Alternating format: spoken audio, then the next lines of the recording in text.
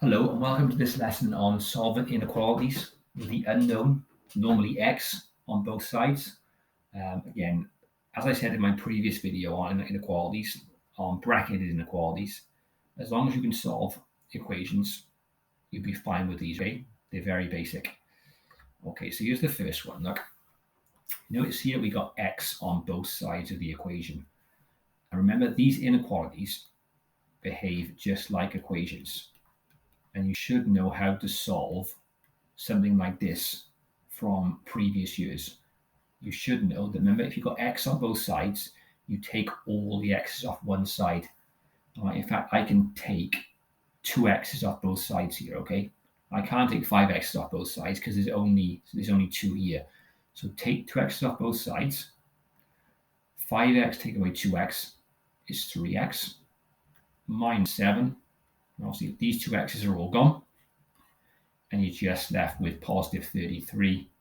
But remember, positive 33 is just 33. So get rid of the plus sign. And now this solve equation's easy, right? Remember, the 7's got to go because it's take away. Do the opposite. So add it on instead.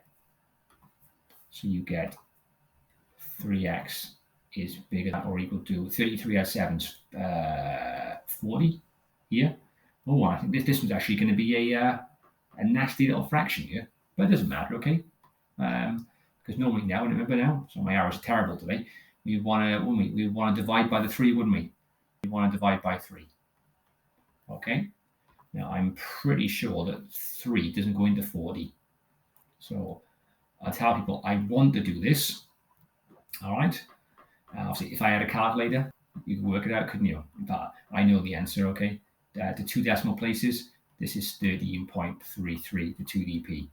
But if it's not a whole number, okay, if you haven't got a calculator, you're more than welcome to just leave it as a fraction. All right? And that's that one done. But so just like the corresponding equation. One more then. All right? Now, this one is a bit strange, isn't it? Because the biggest x is on the right-hand side. And you should know from previous lessons, I suppose, or maybe even previous years, that it's always probably better, if you can, to put the biggest x on the left-hand side. So if I had this for an equation, what I would do is turn it around. I would just swap the sides over, okay? And I would much rather solve this than the one above. The issue is, though, okay, if you turn this one around,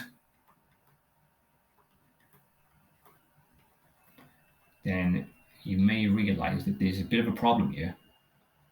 Because if you turn this, if you turn an equal sign around, what does it look like? Oh, still an equal sign, right?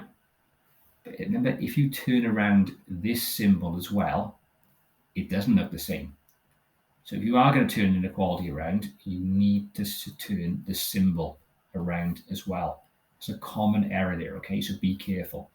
Right, now look, I can only take one x off both sides. Okay. 11 take away 1 is definitely 10. And it's bigger than.